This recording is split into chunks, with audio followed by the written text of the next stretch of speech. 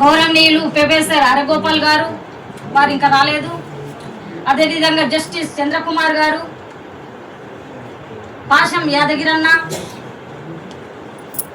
Professor Anwar Khan గారు, professor Bagaiah గారు, professor Kurapati Venkataramana గారు, అదేవిధంగా కోదండ రామ్ కూడా వస్తూ ఉన్నారు, చెరుకు సుధాకర్ అన్న గారు, గాలి వినోద్ కుమార్ గారు, ప్రొఫెసర్, వీళ్ళందరూ కూడా భక్తులు, తెలంగాణ ఉద్యమకారులను చైతన్యవంతులుగా తీర్చిదిద్దినటువంటి భక్తులు. ముఖ్య అతిథులు మా గద్దరన్న బిడ్డ. మా గద్దరన్న అంటే మాకు ప్రాణం. గద్దరన్న స్ఫూర్తితోటి వేలాది కాకుండా లక్షలాది మంది ఆయన స్ఫూర్తితోటే ఉద్యమం చేశాం. మా గద్దరన్న బిడ్డ ఇవాళ రావడం జరిగింది. మేము పోయి కలిసాం, బాబు మీరు రావాలి తప్పకుండా, ఉద్యమకారులకు అన్యాయం జరుగుతుందని చెప్పినప్పుడు గద్దరన్న కొడుకు కూడా రావడం జరిగింది. అదేవిధంగా బెల్లయ్య నాయకు, సీమ శ్రీనివాసు, అదే బత్తల సోమయ్య గారు, రామగిరి ప్రకాష్ అన్న గారు, గోధుమల కుమారస్వామి గారు, మోహన్ బైరాగి, వీళ్ళందరూ కూడా ముఖ్య అతిథులుగా పిలిచాము. మా వెన్నెలమ్మను కూడా పిలిచాము. మా గద్దరన్న బిడ్డను ఇంకా రాలేదు, ఖచ్చితంగా వస్తుందని అయితే మేము ఆశిస్తూ ఉన్నాం. ఇక నేను మాట్లాడాలంటే టీయూజేఏసీలో గత 2 సంవత్సరాలుగా రాష్ట్ర వైస్ చైర్మన్గా నేను పనిచేశాను. టీయూజేఎస్ అంటేనే ఈ రాష్ట్రం లోపల ఒక బలమైన శక్తి. జేఎస్ అంటేనే బలమైన శక్తి. ఎందుకంటే 2008 నుండి 14 వరకు నేను తెలంగాణ ఉద్యమం కూడా ప్రజా సంఘాల జేఏసీ ద్వారానే నేను ఉద్యమం చేశాను. కాబట్టి టీయూజేఎస్ అనేది ఒక బలమైన శక్తి. ఉద్యమకారుల జరుగుతున్న అన్యాయాన్ని ఎండగట్టచ్చనే ఉద్దేశంతో టీయూజేఎస్లో రాష్ట్ర వైస్ చైర్మన్గా నేను 2 సంవత్సరాలుగా పనిచేస్తూ ఉన్నా. అయితే టీయూజేఎస్లో కొంతమంది వ్యక్తుల వల్ల టీయూజేఎస్కి మరి దెబ్బచ్చే పరిస్థితి ఉంది. కొంతమంది ఉద్యమకారులను అడ్డుపెట్టుకొని రాజకీయాలు చేస్తూ ఉన్నారు. కాబట్టి వాళ్ళందరినీ కూడా వెలేయడం జరిగింది. టీయూజేఎస్ నుండి వెలేశాం. ఎందుకంటే టీయూజేఎస్ అనేది తెలంగాణ ఉద్యమకారుల హక్కుల కోసమే కొట్లాడాలి తప్ప ఉద్యమకారులను అడ్డం పెట్టుకొని రాజకీయాలు చేస్తూ పబ్బం గడుపుకోవడం అన్నది ఇది తెలంగాణ సమాజాన్ని, తెలంగాణ ఉద్యమ లోకాన్ని కూడా అవమానించింది. కాబట్టి వాళ్ళందరినీ వెలేస్తూ ఇవాళ ఆ బాధ్యతలు ఇక్కడ ఉన్న మా రాష్ట్ర కమిటీ సభ్యులందరూ కూడా, నేను కానీ, మా మాధవక్క కానీ, మా రాజన్న కానీ, మా గుండమల్ల సీనన్న కానీ, అదేవిధంగా బాబన్న కానీ, రాజేంద్ర ప్రసాద్ కానీ, ఇంకా చాలామంది, మా మట్ట రాజన్న కానీ, మా సీనం శంకరన్న కానీ, మా శ్యామలపల్లి చంద్రశేఖర్ కానీ, చాలా మంది కూడా దీని మీద వేసుకున్నాం. ఒక బాధ్యతగా వేసుకున్నాం. ఈ రాష్ట్రం లోపల తెలంగాణ ఉద్యమకారులకు జరుగుతున్న అన్యాయాన్ని ఎండగట్టడం కోసం ఈ బాధ్యతను తీసుకున్నాం, భుజాల పైన వేసుకున్నాం. తెలంగాణ ఉద్యమం అంటే ఏంటి? తెలంగాణ ఉద్యమంలో అనేకమైన అన్నదమ్ములు, 1200 మంది బిడ్డలు అమరులైనరు.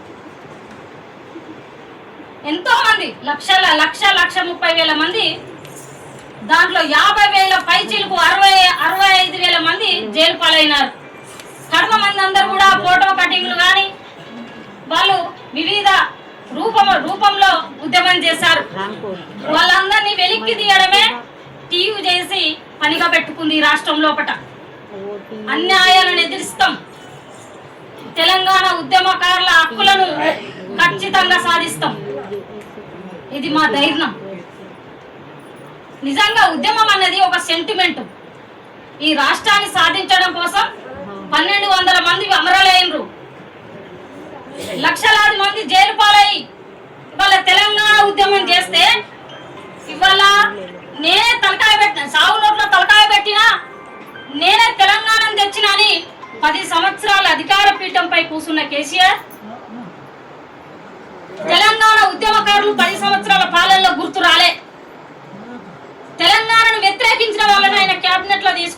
10 సంవత్సరాల పాలన కూడా చేసిండు, మనం అందరం చూసినాం.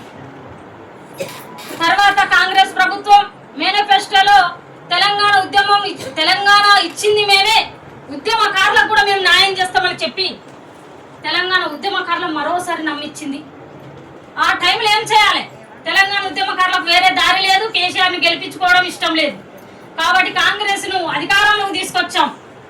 ఈ 2 సంవత్సరాల కాలంలో కాంగ్రెస్ ప్రభుత్వం ఒక్కసారి 2 సార్లు రేవంత్ రెడ్డి గారు ఏదొక్క విషయంలో ఏదొక్క సందర్భంలో మాత్రమే తెలంగాణ ఇష్యూ తీసిండు, ప్రస్తావన తీసిండు తప్ప తెలంగాణ ఉద్యమకారులను నిర్లక్ష్యం చేస్తా ఉన్నాడు.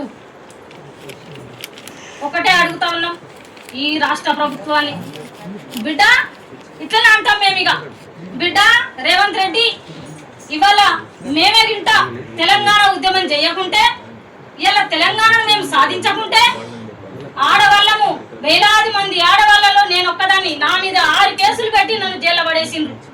నా ఇంటి చుట్టూ పోలీసు పకారా ఉండే, అయినా భయపడకుండా ఉద్యమం చేసిన. మరి మాలాంటి వాళ్ళం ఏమైపోవాలి? ఇవాళ తెలంగాణ ఉద్యమకారులను మోసం చేస్తూ ఇవాళ మీరు ఏం సాధిస్తారని నేను ఈ రాష్ట్ర ప్రభుత్వాన్ని అడుగుతా ఉన్నా. ఒకటే అడుగుతా ఉన్నాం, మా డిమాండ్ ఒకటే, మీరు ఏదైతే 250 గజాల భూమి, 25,000 పెన్షన్, సంక్షేమ బోర్డు పెట్టి ఎక్కడెక్కడ మారుమూల గ్రామాలలో ఉద్యమకారులు ఉంటే వాళ్ళని వెలిక్కి తీయడమే సంక్షేమ బోర్డు లక్ష్యం. అది తీసుకొస్తానని మాట ఇచ్చిన మీరు ఇవాళ ఎందుకు అబద్ధం ఆడుతా ఉన్నారు? అంటే ఉద్యమకారులు ఎట్లా కనబడతా ఉన్నారు? ఇంకా 2 సంవత్సరాలన్నర టైం ఉంది. ఈ టైంలోపు గింట ఉద్యమకారులకు ఇచ్చిన హామీలు మీరు నెరవేర్చకుంటే కేసీఆర్ పోయి ఫామ్ హౌస్లు ఉన్నాడు, నువ్వు పోయి నీ ఊర్లో ఉంటావు. ఇది రాసి పెట్టుకో, రేవంత్ రెడ్డి గారు రాసి పెట్టుకోయి. లైవ్ ముఖంగా మాట్లాడుతున్నా. ఎందుకంటే మోసం చేయడము, ఎవరినైనా మోసం చేయొచ్చు. నువ్వు 6 గ్యారెంటీల ద్వారా ప్రజలందరినీ నువ్వు మోసం చేయొచ్చు, కానీ సెంటిమెంట్ తోటి తెలంగాణ రాష్ట్రాన్ని సాధించడం కోసం అనేకమైన కేసులను భరిస్తూ, అనేక ఇబ్బందులను భరిస్తూ ఇప్పటి కూడా పోలీసు వాళ్ళు ఇంటెలిజెంట్ నా మీద పెట్టిండ్రు. కరీంనగర్ లో భోగపద్మ బయటికి వెళ్తుందని ఫోన్లు చేస్తారు ఇంటెలిజెన్స్. అంటే ఇలా నిఘా పెట్టించి ఎక్కడెక్కడ నిర్బంధం చేసే ప్రయత్నం చేస్తా ఉన్నారు ఉద్యమకారులను. కానీ ఆగుతుందా ఉద్యమం? తెలంగాణ ఉద్యమం ఆగిందా? తెలంగాణ ఉద్యమకారుల హక్కులు సాధించేంత వరకు కూడా తెలంగాణ ఉద్యమం ఎక్కడ ఆగదు. కాబట్టి ఒకటే చెప్తా ఉన్నా, టీయూజేఎస్కి రాష్ట్ర చైర్మన్ అయిన తర్వాత నా అన్నదమ్ములందరూ కూడా, పద్మక్క మీద 6 కేసులు ఉన్నాయి, జైలు పాలైంది. తెలంగాణ ఉద్యమం అంటే ఏందో ఆమెకు తెలుసు. తెలంగాణలో ఎంతమంది అసలు బాచారు, ఎంతమంది చనిపోయారు. కాబట్టి అక్క ఉండాలి అని వాళ్ళు అడిగినప్పుడు వాళ్ళని కూడా నేను స్వీకరించి ఖచ్చితంగా ఉంటానన్నాను. నన్ను చూస్తే చిన్న ఏజ్ లాగానే అనిపిస్తా, కానీ అనుభవం ఉంది, ఆలోచన ఉంది, ఆలోచన విధానం ఉంది నాలో. తెలంగాణ ఉద్యమకారుల హక్కులు మన సొంతం. తెలంగాణ కోసం ఉద్యమం చేసింది దేనికి?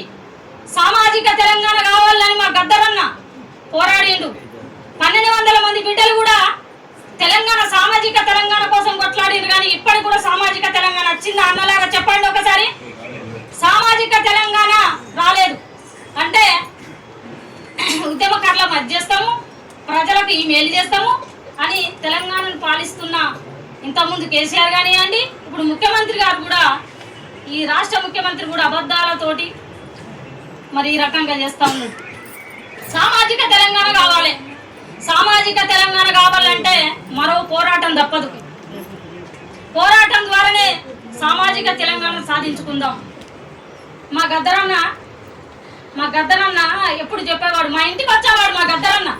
మీకు ఒకటి చెప్పాలనుకుంటున్నా, గద్దరన్న మా ఇంటికి ఎప్పుడు, మా బావగారు గద్దరన్న బాగా సన్నిహితులు కాబట్టి మా అన్న మా గద్దరన్న వచ్చినప్పుడు మేము ఊరంతా కూడా, మా ఊర్లో ఉన్న అందరూ కూడా గద్దరన్నను చూడడానికి వచ్చేవారు. ఎందుకంటే గద్దరన్న ఈ రాష్ట్రానికే కదా ఇంటర్నేషనల్ లీడర్, కాబట్టి ఆయన చూడడానికి ఎగబడేవాళ్ళు. గద్దరన్న ఎప్పుడు అనేవాడు, బ్రతికిన రోజులు కూడా అన్నాడు. ఎన్నోసార్లు గద్దరన్నతో నేను కలిశాను, నేను మాట్లాడాను. అన్న ఏంది అంటే, అన్న ఒకటే చెప్పాడు, మన సామాజిక తెలంగాణ రాలేదురా చెల్లె అని మాట్లాడిండు. సామాజిక తెలంగాణ కావాలి, ఉద్యమకారులకు ఇచ్చిన హామీలు కూడా నెరవేరాలి. నెరవేరని పక్షంలో మాత్రం ఈ రాష్ట్ర ప్రభుత్వాన్ని గద్దెదించుదాం. చేద్దామా? గద్దెదించుదామా? ఈరోజు మా అన్నదమ్ములు ఒక ప్రోగ్రాం ఏర్పాటు చేసుకుందాం. మన ముఖ్యమైన వాళ్ళనందరినీ కూడా మేధావులను పిలుచుకుందాం. మరి వాళ్ళు కూడా మాట్లాడతారు. వాళ్ళ నిర్ణయాల మేరకే మనం ముందుకు పోదాం. ఎందుకంటే టీయూజేఏసీ అంటే మా సొంతమేం కాదు. మేధావుల సలహాలు సూచనలు అన్నీ కూడా తీసుకొని ముందుకు పోతాం. కానీ ఒక బలమైన శక్తిగా రూపొందిస్తాం. బలమైన శక్తిగా టీయూజేసీని రూపొందిస్తాం. కొంతమంది వ్యక్తులు టీయూజేసీని వాడుకుంటూ రాజకీయాలు చేస్తూ ఉన్నారు. అలాంటి వాళ్ళకు నేను ఈ వేదిక నుండి చెప్తా ఉన్నా, టీయూజేసీ అంటే ఉద్యమకారుల ఆకాంక్ష. ఉద్యమకారుల ఆకాంక్షను రాజకీయాల కోసం వాడుకోకండి. రాజకీయాలు చేసుకోవాలంటే మీరు ఎజెండాగా మీ కండువ తీసి అక్కడ పెట్టి ఎజెండాగా రాజకీయం చేసుకోండి. టీయూజేసీ అంటే ఎజెండా ఉద్యమకారుల హక్కులు. మరి మీరు టీయూజేసీని తీసుకుపోయి రాజకీయాలు తాకట్టు పెట్టే బిడ్డ ఖబర్దార్ అని చెప్తా ఉన్నాం. అందరు చాతగాని వాళ్ళు ఉన్నారా తెలంగాణ రాష్ట్రంలో? తెలంగాణ రాష్ట్రం సాధించడానికి ఒక్కొక్కరు కూడా శక్తులుగా మారాం. 1,00,000 మందిలో 60,000 మంది పురుషులు ఉంటే 40,000 మంది మహిళలు ఉన్నారు లిస్టు ప్రకారం. అంటే 40,000 మంది తెలంగాణ ఉద్యమంలో ఆడవాళ్ళ కష్టాలేంది. అప్పుడు నా ఏజ్ 20 సంవత్సరాలు. నేను తెలంగాణ ఉద్యమం స్టార్ట్ చేసినప్పుడు 18 సంవత్సరాల నేను యువతిని.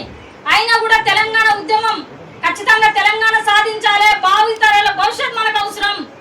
మనం ముఖ్యం కాదు, మనం మరణించిన మన భావితరాలు కూడా తెలంగాణలో నీళ్లు నిధులు నియామకాలు ఈ అభివృద్ధిని చూసి అరే మా వాళ్ళు తెలంగాణ ఉద్యమం చేసి తెలంగాణ సాధించారని వాళ్ళు గొప్పగా చెప్పుకోవాలని తెలంగాణ ఉద్యమం చేసి సంపేదాన్ని బతికాను. దిష్టి బొమ్మ దగ్గర పెట్టేటప్పుడు నాకు మొత్తం అగ్గి అంటుకుంది. కానీ దాన్ని కూడా జయించాను.